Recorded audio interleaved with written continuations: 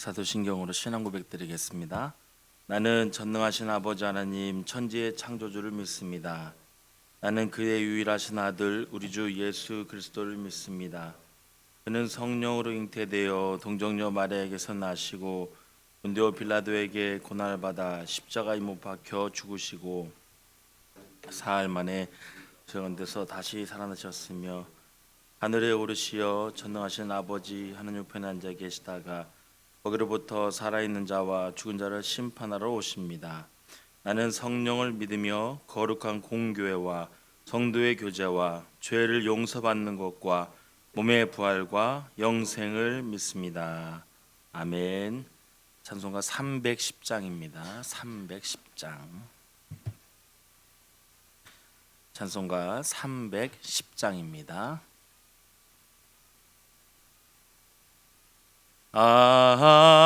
하나님의 은혜로 있을 데 없는 자 왜 구속하여 주는지 난 알 수 없도다. 내가 믿고 또 의지함은 내 모든 형편하시는 주님 늘 보호해 주실 것을 나는 확실히 아네.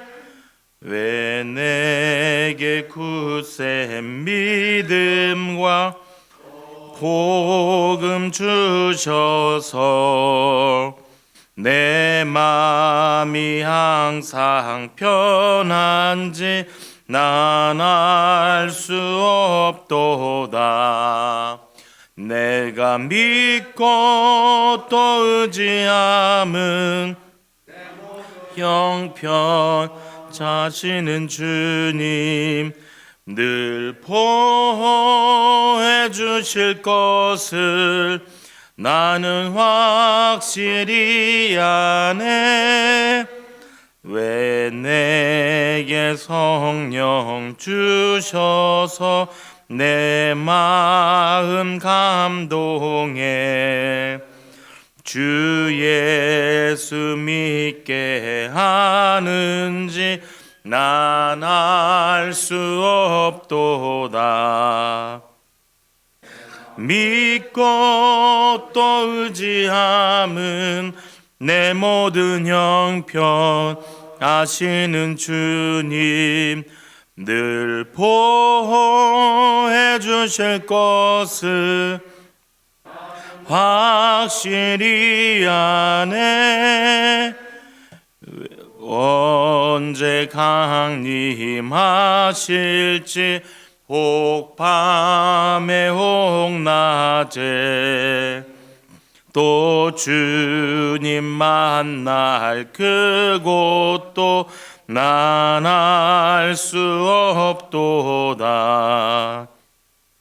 가 믿고 또 의지함은 내 모든 형편 하시는 주님 늘 보호해 주실 것을 나는 확실히 아네. 아멘. 하나님의 말씀 사무엘하 9장 1절에서 13절입니다. 사무엘하 9장 1절에서 13절까지의 말씀 함께 교독으로 보신 후에 맨 마지막은 함께 합독으로 읽겠습니다. 다윗이 이르되 사울의 집에 아직도 남은 사람이 있느냐? 내가 요나단으로 말미암아 그 사람에게 은총을 베풀리라 하니라. 사울의 집에는 종 한 사람이 있으니 그의 이름은 시바라. 그를 다윗의 앞으로 부르매 왕이 그에게 말하되 내가 시바냐 하니 이르되 당신의 종이니이다 하니라. 왕이 이르되 사울의 집에 아직도 남은 사람이 없느냐? 내가 그 사람에게 하나님의 은총을 베풀고자 하노라 하니 시바가 왕께 아뢰되 요나단의 아들 하나가 있는데 다리 저는 자니이다 하니라. 왕이 그에게 말하되 그가 어디 있느냐 하니 시바가 왕께 아뢰되 로드발 암미엘의 아들 마길의 집에 있나이다 하니라.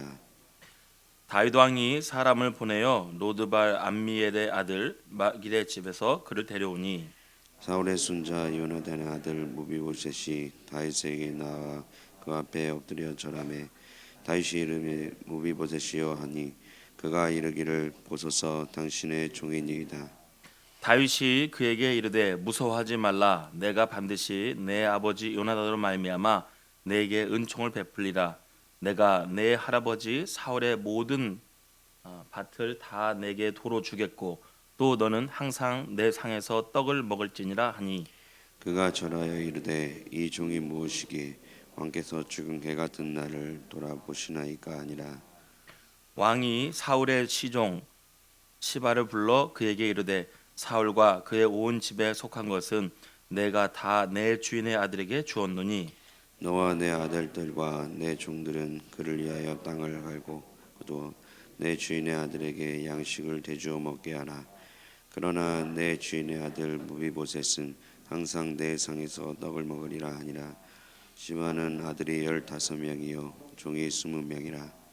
시바가 왕께 아르되 내 주 왕께서 모든 일을 종에게 명령하신 대로 종이 준행하겠나이다 하니라. 무비보셋은 왕자 중 하나처럼 왕의 상에서 먹으니라. 무비보셋에게 어린 아들 하나가 있으니 이름은 미가더라. 시바의 집에 사는 자마다 무비보셋의 종이 되니라. 함께 읽겠습니다. 무비보셋이 항상 왕의 상에서 먹음으로 예루살렘에 사니라. 그는 두 발을 다 절더라. 아멘.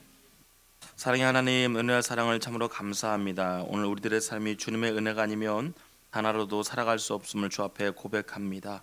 하나님, 오늘도 새벽에 주 앞에 나와 기도하며 말씀을 듣고 순종하여 살기로 다짐하오니 주님께서 오늘 말씀 가운데 깨닫게 하여 주시고 또한 신앙인으로 살아가는 부족함이 없는 삶을 살아갈 수 있도록 주님 인도하여 주시옵소서.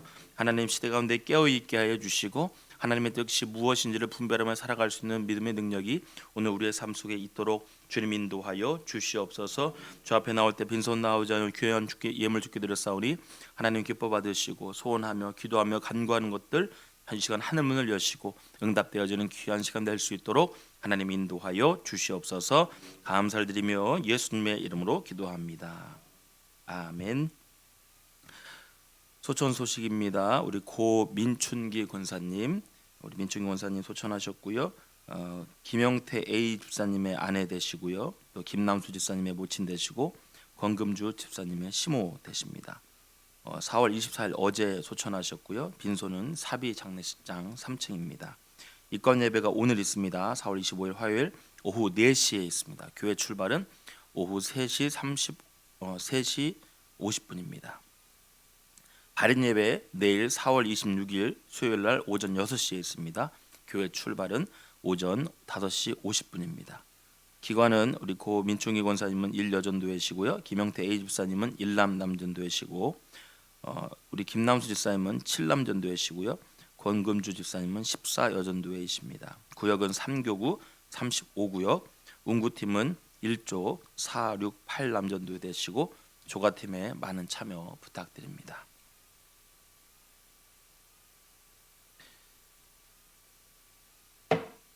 다지 목사님께서는 오늘 건강검진차 병원에 좀 가시느라고 오늘 새벽에 또 참여하지 못하셨습니다. 위하여서 기도해 주시기를 바랍니다.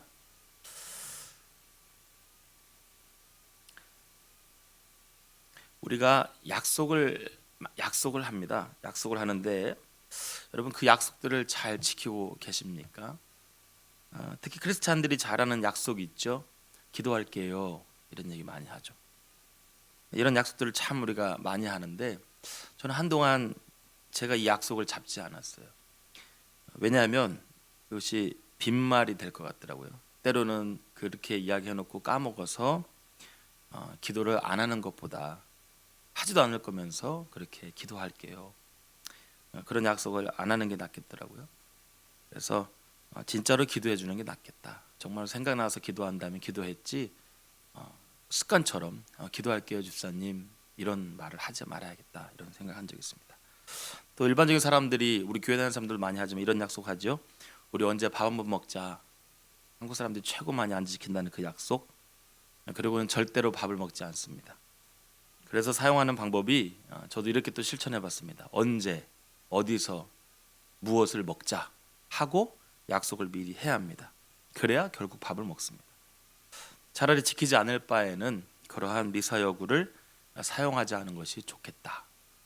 우리가 약속이라는 것을 잘 지키기 위해서는 이렇게 좀 실천이 필요한 것이죠.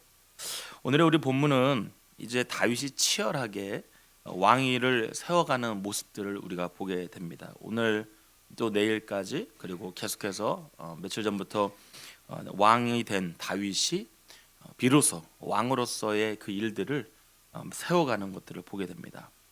왕이 된 다윗이 예루살렘 성전 천년의 시대를 열어가죠. 우리가 통성경을 통하여서 보았던 것처럼 이 천년 모범이라고 하는, 즉 제사장 나라의 기틀을 실현해가는 것을 우리가 먼저 보게 됩니다. 그리고 전쟁을 통하여서 그가 제국을 만들어가는 것이 아니라 제사장 나라의 법을 통하여서 왕으로서의 권력을 쥐는 것이 아닌 공과 의를 실천해가는 다윗의 모습을 우리가 또한 보게 됩니다.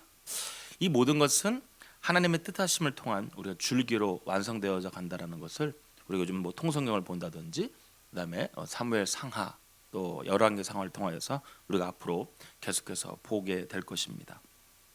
공과 의를 행하는 나라는 이미 하나님께서 아브라함 때부터 꿈꾸신 나라의 모습이죠. 그래서 우리가 이 모습을 한 줄기의 모습으로 보아야 합니다. 그리고 이 다윗이 어떻게 하나님께서 원하시는 하나님의 나라, 어떻게 보면 하나님께서는 왕을 세우는 걸 원치 않으셨지요. 하나님께서 꿈꾸시는 나라는 하나님의 통치가 있는 나라이지 인간들의 힘을 가지고 왕의 모습을 세워가는 것을 하나님은 원치 않으셨던 겁니다. 그러나 이 다윗의 모습을 통하여서 철저히 하나님 나라의 모습을 세워가는 것들을 우리가 보게 되는 겁니다. 그런 과정 가운데 오늘 본문은 하나님 앞에 자기의 삶을 충실히 내어드리는 다윗의 모습을 우리가 행동을 보게 됩니다. 사람과 사람이 한 약속으로 보이지만 그것은 하나님 앞에 서 있는 신앙인으로서의 행동의 모습을 우리가 나타내는 그런 다윗의 모습을 우리가 보게 됩니다. 다윗이 요나단에게 했던 언약의 실현을 다룬 내용이라고 볼 수가 있겠지요. 계속되어지는 이 다윗의 왕의 행보는 가장 이상적인 왕의 모습을 우리가 볼 수가 있습니다. 다윗이 사울의 집안에 아직 남아있는 사람이 있는지 찾는 모습을 우리가 보게 됩니다. 어떤 이들은 이렇게 해석을 하기도 합니다. 다윗이 이제 왕이 되기까지 얼마나 사울에게 시달렸습니까? 그러니까 굉장히 좀 고통도 받았고 마음적인 고통도 많이 받았을 것인데 내가 왕만 되기만 해봐, 내가 저 집안을 다 아주 그냥 쑥대밭을 만들어 버릴 거야, 이런 좀 울분도 좀 있었을 것이고 으르렁대는 마음도 있었을 거라고 많은 사람들은 생각하고 하겠죠.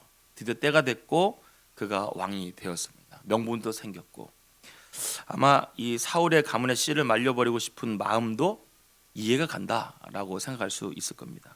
그래서 남은 후손까지 다 정리하려고 하는 그런 마음이 아니었을까 이렇게 추측하는 신학자들도 있습니다. 왜냐하면 이 남은 이스보셋을 이용해서 예전에 아브날이 반란을 일으켰던 일들, 또 미갈이 다윗을 향하여 영향력을 키우려고 했던 그런 것들을 비추어 보았을 때 조금이라도 쿠데타를 일으키거나 조금이라도 반란을 일으킬 것 같은 그러한 것들을 잠재우기 위해서라도, 어떻게 보면 명분이 충분하니까 앞에서 있었던 그런 일들도 있었으니까 이제 그런 씨앗을 다 말려버려야겠다 이런 생각을 했을 수도 있다라는 겁니다.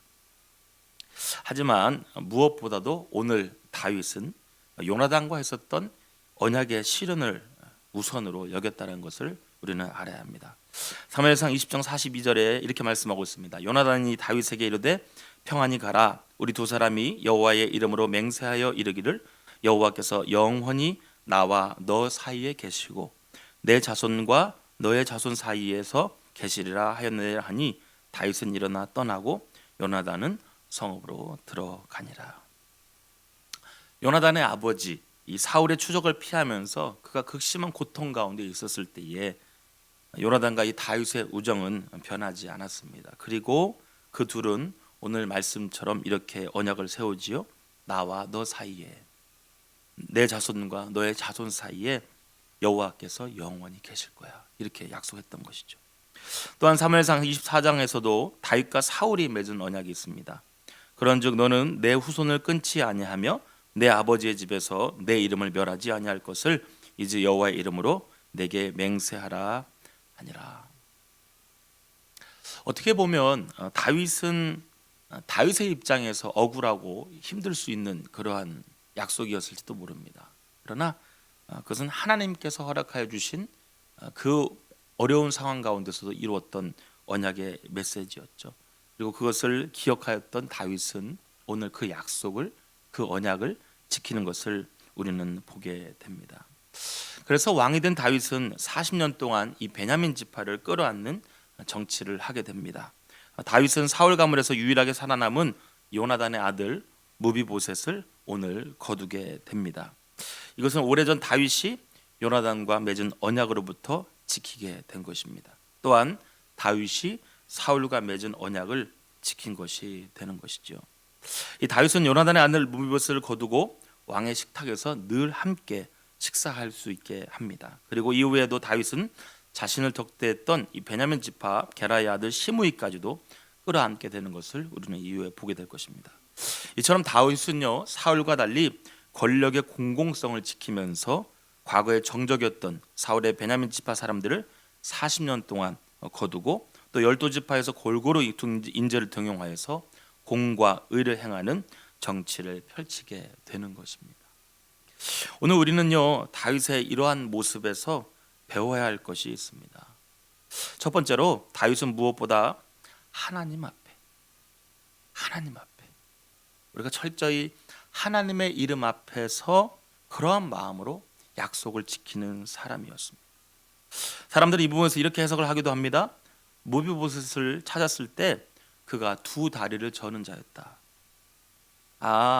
사울의 후손이 누가 있는지 봤는데 찾고 보니까 힘이 없는 장애인이었네. 그래서 굳이 그를 처단할 이유가 없었겠구나, 이렇게 볼 수도 있다라는 거죠.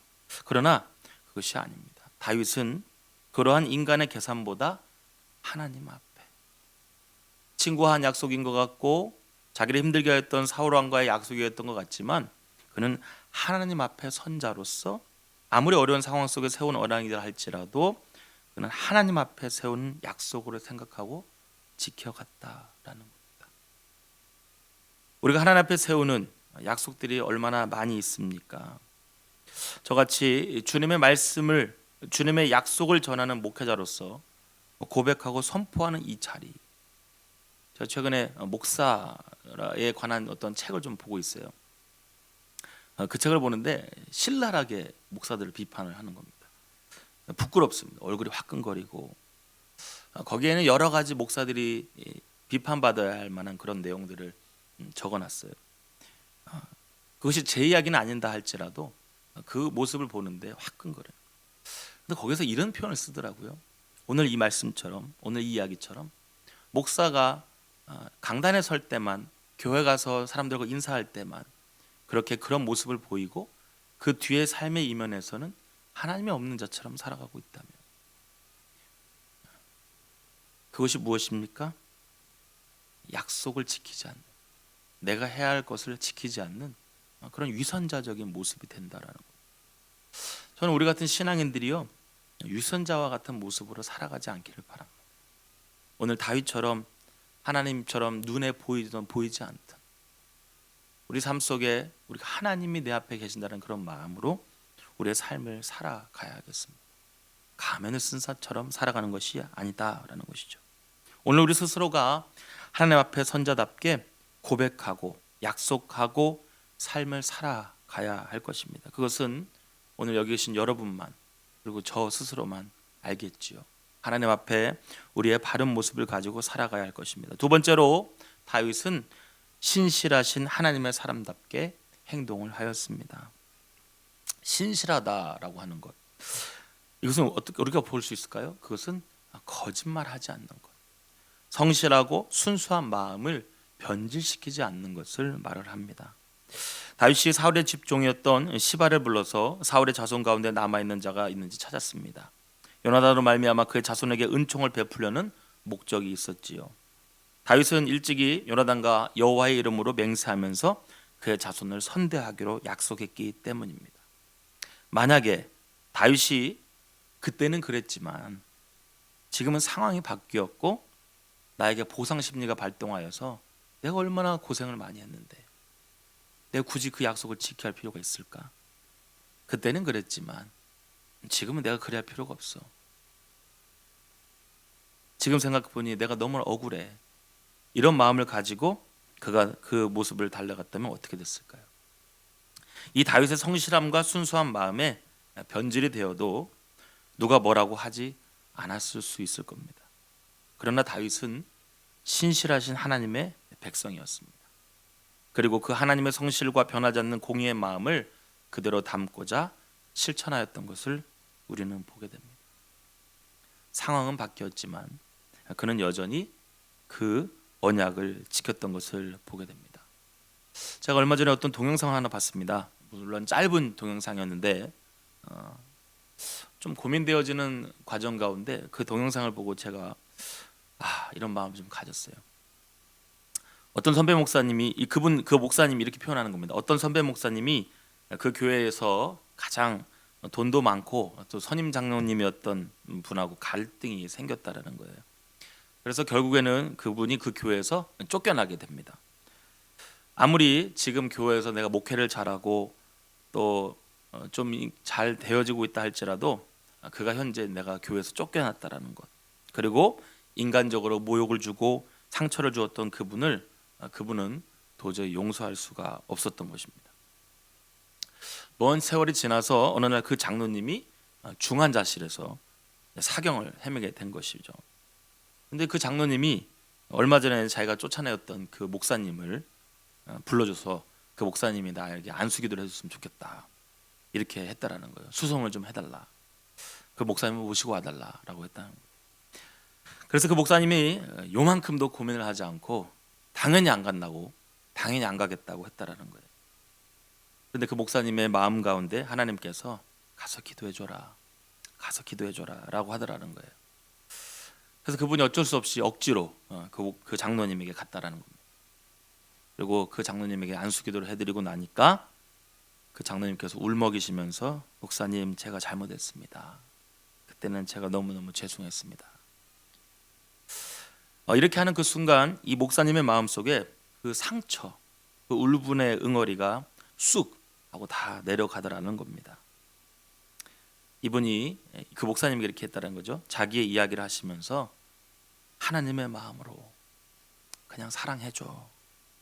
그게 하나님의 마음이고 그게 모두가 잘 사는 길이야 라고 했다는 거예요. 우리는 하나님의 아들의 생명을 주시기까지 언약을 신실히 지키셨고 그 언약의 성취를 믿는 자의 구원의 은혜를 받고 살아가는 자들입니다. 성도인 우리들은 하나님의 이 신실하심을 믿는 만큼 자신도 하나님과의 언약 그리고 사람과의 언약을 신실하게 지킴으로 하나님의 백성다운 모습을 우리가 드러내고 하나님의 신실하심을 나타내야겠습니다. 오늘 우리들의 삶에서도 신앙인으로 하나님 때문에 그의 아들 예수 그리스도의 죽으심으로 말미암아 우리가 이 땅에서 살아가고 있기 때문에 우리가 하나님 앞에 그리고 구원받은 백성답게 우리는 삶을 살아갈 이유가 있습니다. 오늘 다윗이 이 순간의 선택 속에서 실수하지 않고 하나님의 백성다움으로 선을 베풀었던 것처럼 오늘 우리의 삶 속에서도 신실하신 하나님 백성답게 살아가기를 다짐하길 필요합니다. 그래야 그 은혜가 흘러가게 되는 것입니다. 오늘 주님의 사랑을 흘러내보내고 그리고 주님의 사람답게 당당하게 살아갈 수 있는 귀한 여러분 되시기를 주님으로 축원합니다. 기도하겠습니다.